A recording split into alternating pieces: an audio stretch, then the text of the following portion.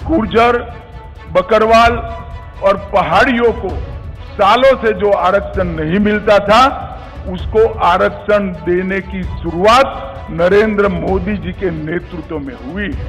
उमर साहब, चुनाव का नतीजा जो आए वो आए, हम गुर्जर, बकरवाल और पहाड़ी के आरक्षण को आपको छूने नहीं देंगे, ये बात आप याद रखें। पहले डेमोक्रेसी 3 परिवारों में सीमित होकर रह गई थी। ना पंचायत चुनाव होते थे, ना तहसील पंचायतें बनती थी, ना जिला पंचायतें होती थी। घाटी और जम्मू दोनों की जनता लोकतंत्र के साथ।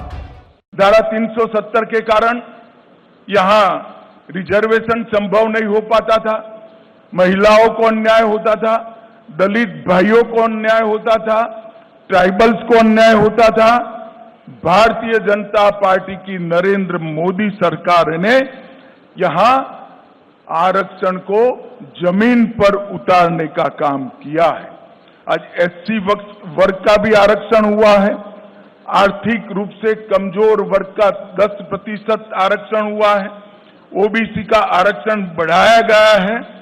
गुर्जर, बकरवाल और पहाड़ियों को सालों से जो आरक्षण नहीं मिलता था, उसको आरक्षण देने की शुरुआत नरेंद्र मोदी जी के नेतृत्व में हुई है।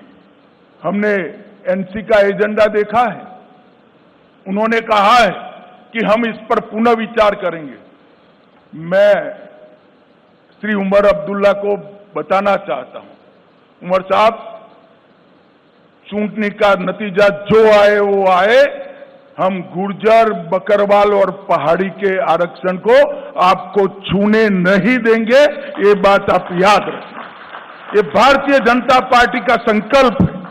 भाई और बहनों, ग्रास रूट डेमोक्रेसी, पहले डेमोक्रेसी 3 परिवारों में सीमित होकर रह गई थी। ना पंचायत चुनाव होते थे, ना तहसील पंचायतें बनती थी, ना जिला पंचायतें होती थी। भारतीय जनता पार्टी की सरकार ने ग्राम पंचायत, तहसील पंचायत, जिला पंचायत और म्यूनिसिपैलिटी के चुनाव कर पंचायती राज को बहाल करने का काम किया है और यहां लोकतंत्र को प्रस्थापित किया है। पहले जम्मू कश्मीर में एक जमाना था कि 10% अगर वोटिंग हो जाती है तो सारे अंग्रेजी अखबारों में हेडलाइन बनता था कि जम्मू कश्मीर में डबल डिजिट वोटिंग हुआ।